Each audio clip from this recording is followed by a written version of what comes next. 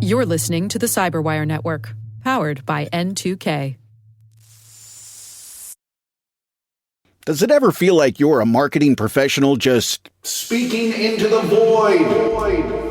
But with LinkedIn ads, you can know you're reaching the right decision makers, a network of 130 million of them, in fact. You can even target buyers by job title, industry, company, seniority, skills, and did I say job title? See how you can avoid the void and reach the right buyers with LinkedIn ads. Spend $250 on your first campaign and get a free $250 credit for the next one. Get started at linkedin.com/campaign. Terms and conditions apply.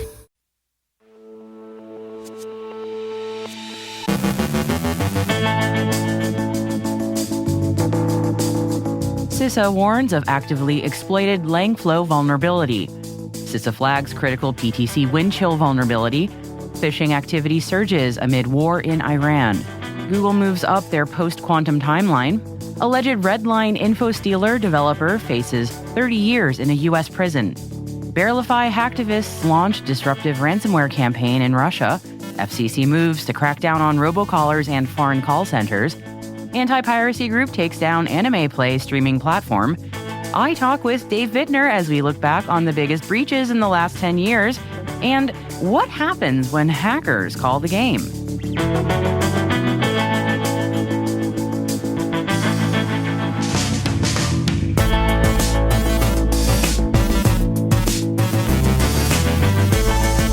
Today is Friday, March 27th, 2026, and I am Maria Varmazis, in for Dave Bittner, who is recuperating from RSA.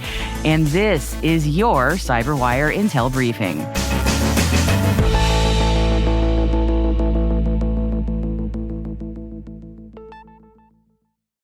Thanks for joining me on this lovely Friday. Hope you're having a good one. Let's get into it.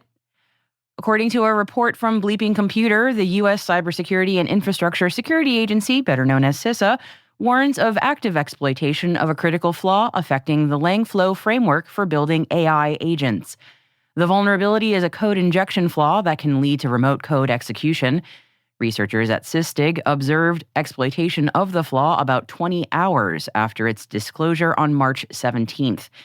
The researchers state, attackers built working exploits directly from the advisory description and began scanning the internet for vulnerable instances.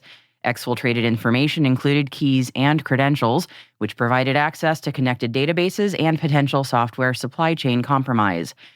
Users are advised to update Langflow as soon as possible and audit their systems for compromise. Germany's Federal Cyber Agency and police took the unusual step of directly warning organizations about a newly disclosed critical vulnerability in PTC Windchill and Flex PLM, underscoring the seriousness of the threat. The flaw, tracked as CVE 2026-4681, involves unsafe deserialization that could allow remote, unauthenticated attackers to execute arbitrary code on affected systems. The U.S. Cybersecurity and Infrastructure Security Agency has also issued an ICS advisory on the flaw, signaling heightened concern for organizations running the widely used product lifecycle management platforms. While patches are still in development, PTC has released mitigations and indicators of compromise to help defenders detect possible exploitation attempts. Bitdefender is tracking a surge in phishing and malware activity targeting Gulf countries amid the war in Iran, with malicious emails spiking approximately 130% since the conflict began on February 28th. Bitdefender states, quote, within days, activity doubled and at peak reached nearly 4 times the baseline levels, signaling a sustained and coordinated spike rather than a one-off campaign. This clearly suggests that phishing and malware delivery campaigns are being deployed and adjusted in real time, with attackers capitalizing on heightened regional sensitivity and business disruptions. And while state-sponsored cyber operations are accompanying the war, much of this phishing activity is financially motivated, with criminal threat actors exploiting fear and uncertainty across the region. Google has accelerated its timeline for transitioning to post-quantum cryptography, warning organizations that they may need to be ready by 2029 instead of the previously expected mid-2030s.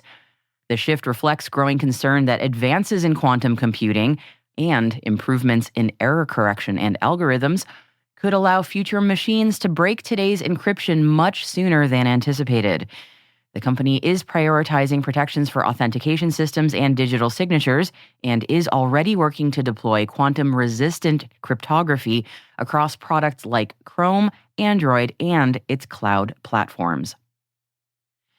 An Armenian national accused of developing the popular Redline info stealer has been extradited to the United States, where he faces up to 30 years in prison, according to a new report from The Record.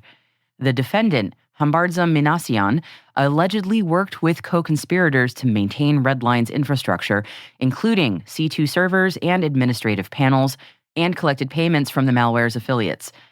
The U.S. Justice Department states the indictment alleges that Minasyan registered 2 private servers to host portions of Redline's infrastructure, as well as 2 internet domains in support of the Redline scheme. He also allegedly created repositories on an online file-sharing site that were used to distribute Redline to affiliates. In November 2021, he allegedly registered a cryptocurrency account that was used to receive payments from Redline affiliates. An international law enforcement effort disrupted the Redline operation in October 2024, and the Justice Department unsealed charges against one of Minasyan's alleged co-conspirators, Maxim Rudometov. Rudometov is also facing a maximum of 30 years. A pro-Ukraine hacking group known as Bearlify has carried out more than 70 cyber attacks against Russian companies over the past year and is escalating its campaign with newly developed ransomware, according to researchers. Unlike traditional profit-driven ransomware gangs, Bearlify appears to be motivated by disruption and political signaling tied to Russia's war in Ukraine. The group has targeted organizations across sectors including energy, telecommunications, and finance, sometimes wiping systems rather than negotiating payment. Analysts say that the activity reflects a broader trend of hacktivist-style operations, increasingly adopting advanced tooling once associated with state actors or criminal syndicates. The campaign highlights how cyber operations linked to geopolitical conflicts continue to blur the lines between activism, espionage, and sabotage, raising the risk of spillover effects beyond the immediate battlefield. The Federal Communications Commission has voted to advance new rules that are aimed at cracking down on illegal robocalls and limiting the role of foreign call centers in handling sensitive U.S. communications. The proposals would tighten certification requirements for obtaining phone numbers, making it harder for scammers to acquire legitimate numbers, and require telecom providers to disclose more information about callers on their networks. Regulators are also exploring restrictions on routing certain customer service calls overseas, particularly those involving sensitive personal data. Officials say many robocall investigations involve resold numbers and offshore infrastructure, creating enforcement gaps. The measures now move to a public comment phase and could reshape how telecom providers manage numbering resources and customer support operations. ACE, or the Alliance for Creativity and Entertainment, has shut down the piracy streaming app Anime Play, a platform with more than 5 million users that hosted roughly 60 terabytes of anime content.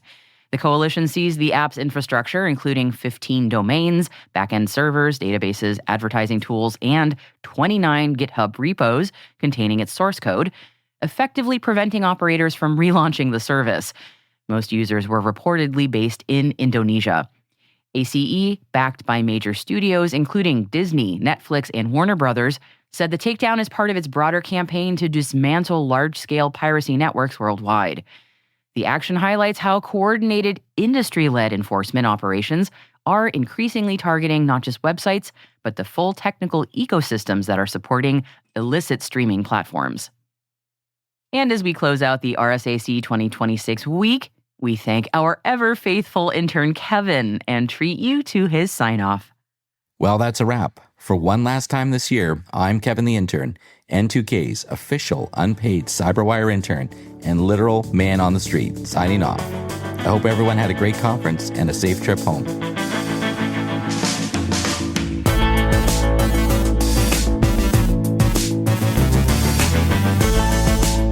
Stay with us. After the break, the breaches that defined a decade of the CyberWire Daily. Dave Bittner and I sit down to discuss the biggest breaches in the last 10 years and what happens when hackers call the game.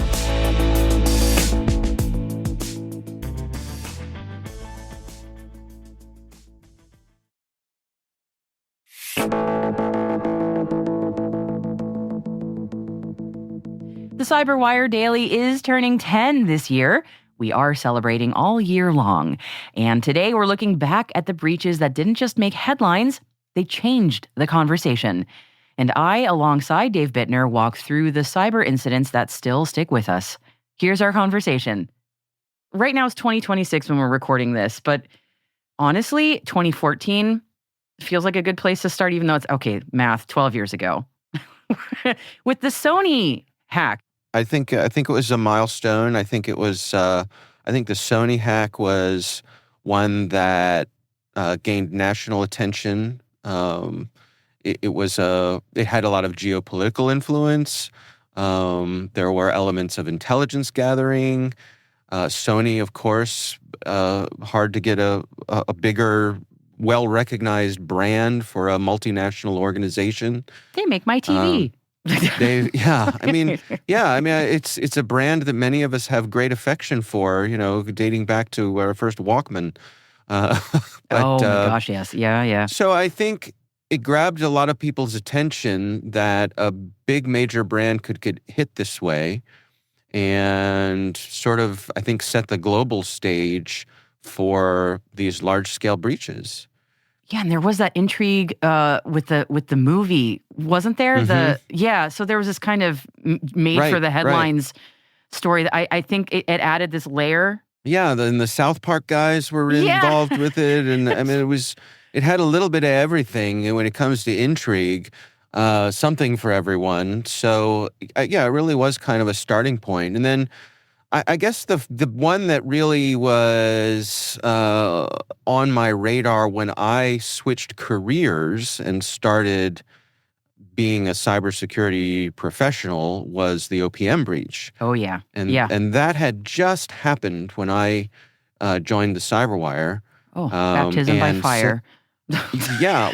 And several of my coworkers had been personally affected by that because they had security clearances.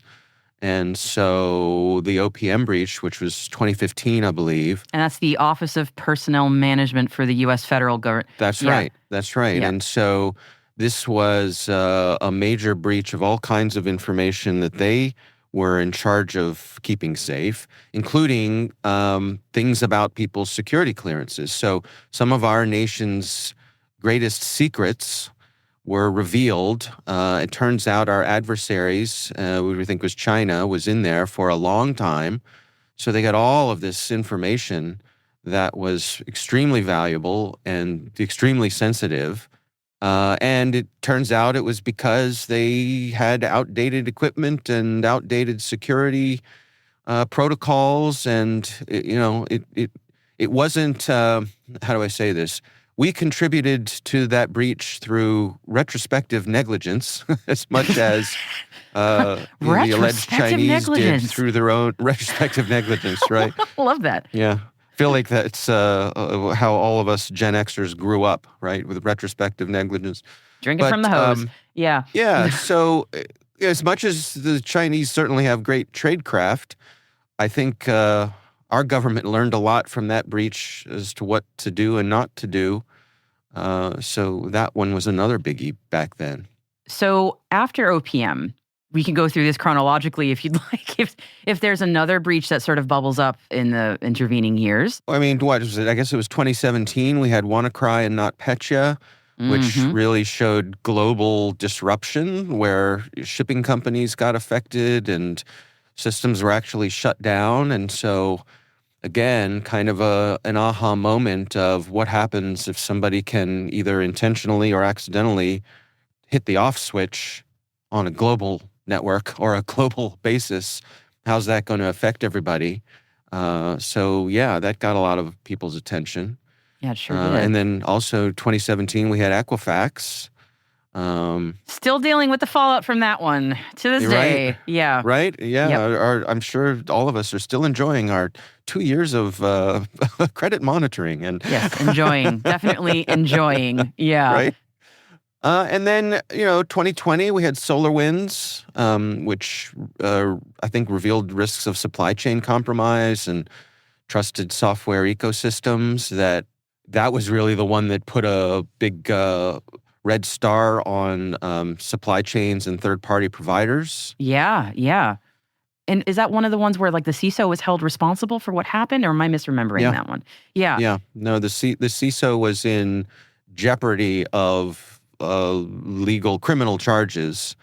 And so at that time, if you were a CISO, you were like, what? Yeah. Right? And he was eventually cleared, if I remember. He like, was, yeah. yeah. That's my recollection as well. Yeah. Yeah. I mean, that seems like a huge paradigm shift to say now people are personally responsible for a massive organizational problem. I mean, I don't know if that's scary as heck.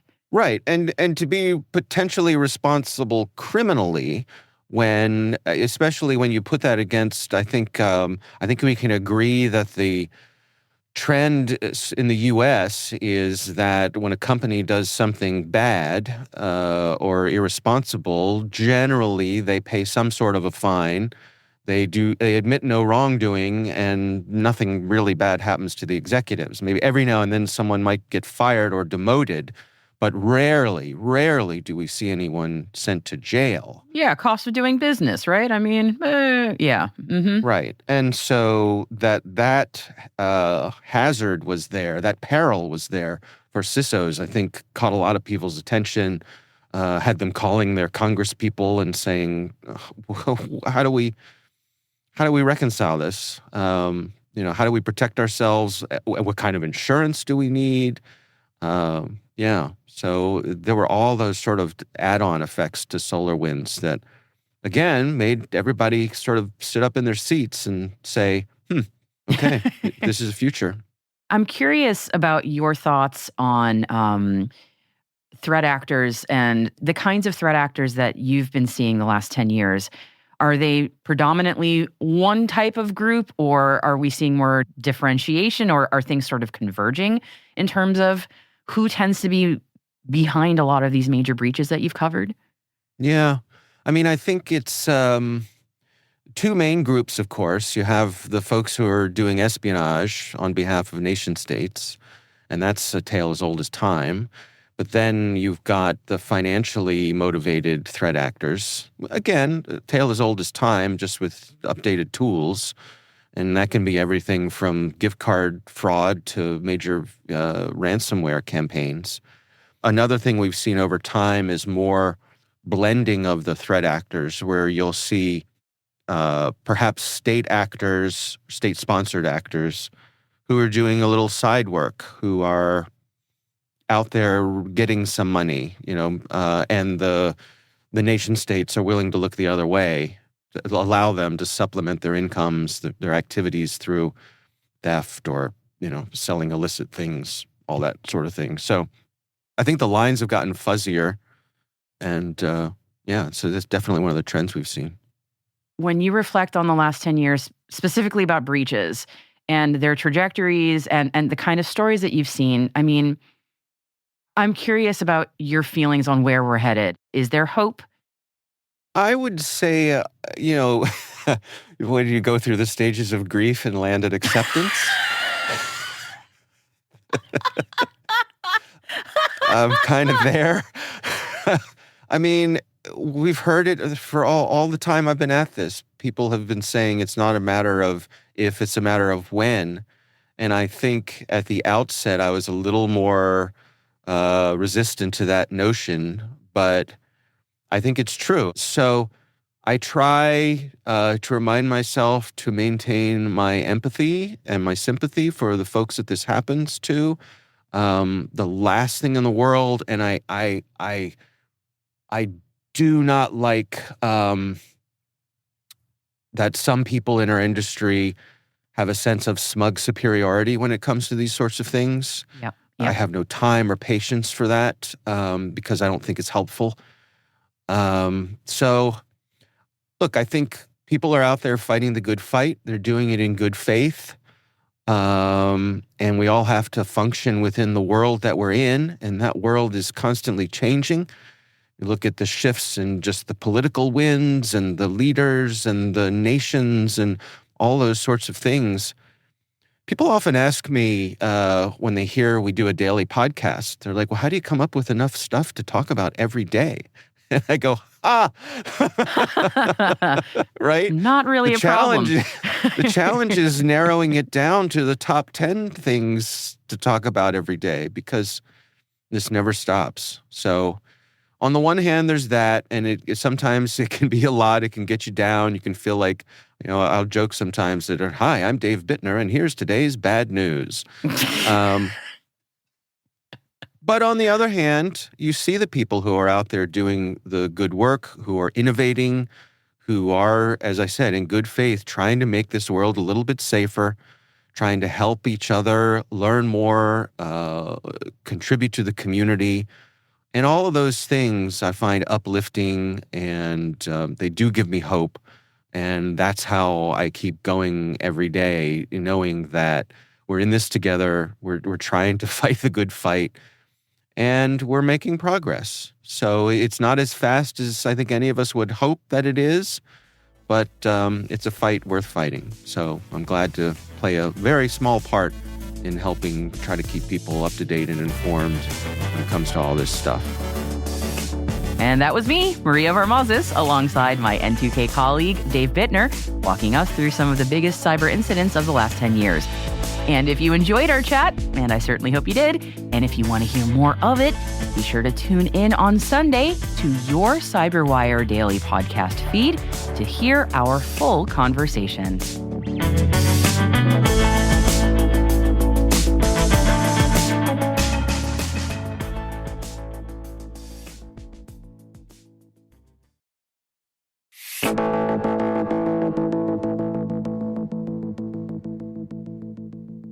AFC Ajax says a recent breach exposed limited supporter data, but reporting suggests that the impact may have gone far beyond a routine leak. An attacker exploited vulnerabilities in the club's systems to access internal data, including email addresses and details tied to a small number of banned supporters. And that's banned, B-A-N-N-E-D. Ajax says the issues have been fixed and there's no evidence of further spread. However, an investigation found the same flaws may have allowed outsiders to do more than just look around. They may have been able to play manager too. And by abusing exposed APIs and shared digital keys, it was reportedly possible to impersonate users, transfer season tickets, alter account details, and even lift those tricky stadium bans. In one case, a journalist demonstrated just how easy it was, grabbing a VIP ticket from a director's account in seconds and using it to access a match. The vulnerabilities may have put hundreds of thousands of supporter accounts and tens of thousands of tickets at risk. And while Ajax is emphasizing the limited confirmed exposure, the ability to manipulate accounts as well as access data points to a deeper breakdown, less a contained breach and more a system that left the door wide open and the playbook sitting right next to it.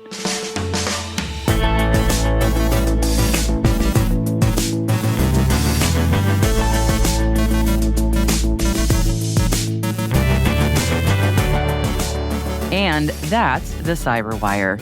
For links to all of today's stories, check out our daily briefing at thecyberwire.com. And be sure to check out Research Saturday tomorrow, where Dave Bittner sits down with Omer Ninberg, CTO of Novi Security, to discuss their work on From PDF to Pwn. That's Research Saturday. Check it out.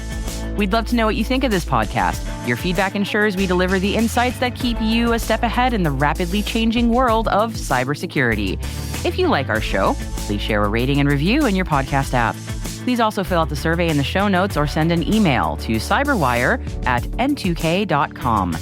N2K's lead producer is Liz Stokes. We are mixed by Trey Hester with original music and sound design by Elliot Peltzman. Our executive producer is Jennifer Iben.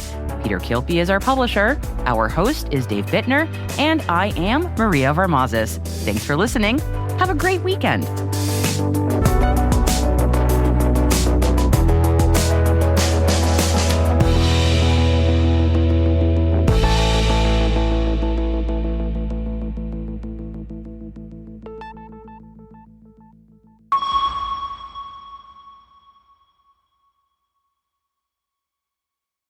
to see your brand on TV? Roku Ads Manager makes it easy to launch targeted ad campaigns in minutes, track results in real time, and drive on-screen purchases with just a click of the Roku remote.